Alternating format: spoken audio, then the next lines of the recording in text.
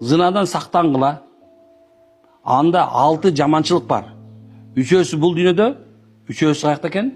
Ахиретте. Демек, ошо үчөөсү бул дүйнөдө 3 жаманчылыктар зынадан себене келе турган. Биринчиси ырыскысы азаят. Ырыскысы азаят деген нерсе өтө чоң нерсе. Биз ырыскы десе фулус. Акчаны ойлоп калганбыз.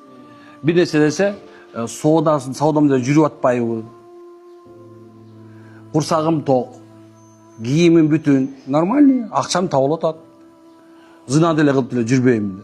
Бирок ырыскыны ушулга киргизип алган. Билесиң, ырыскы деген эмне? Ырыскы деген мына аба. Бу да сенин ырыскың. Күндөн чыгыш ырыскың. Чотабызбы? Жеп аткан тамагың, кийимиң, о келбетиң, картошка мурдуң да субханалла керек болсо сенин ырыскың. Бул ырыск болуп эсептелет. Ошонун ичинде эң маанилүү бизге берилген нерсе бул өмүр.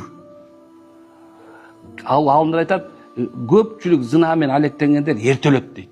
Эмне үчүн дегенде, анын жашоосу кыскарат экен. Акчаң кыскарбашы мүмкүн. Миллиардтап калып кала бериши мүмкүн, бирок сенин өмүрүң кыскарат. Унутпашка, өмүр да бул ырыскы. Ар кандай нерсе берген. Бирок күнөөңдүн себеби менен эмне болушу мүмкүн экен? Аллах Таала ошол баланы берип, бир оору менен же бир нерсе менен келиши мүмкүн экен. Андан кийинкиси ошол эле ырыскысынан береке кетет дейт. Көп болуп, бирок эмнекен эч нерсеге жетпей калышы мүмкүн.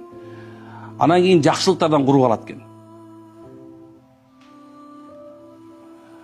Дагысы адамдардын оюнда жаман кишиге айланат экен. Эмнекен жакшылыктан куруп алат дегени үйдөгү балким салса үй бүлөлүк тынчтык жоголушу мүмкүн экен.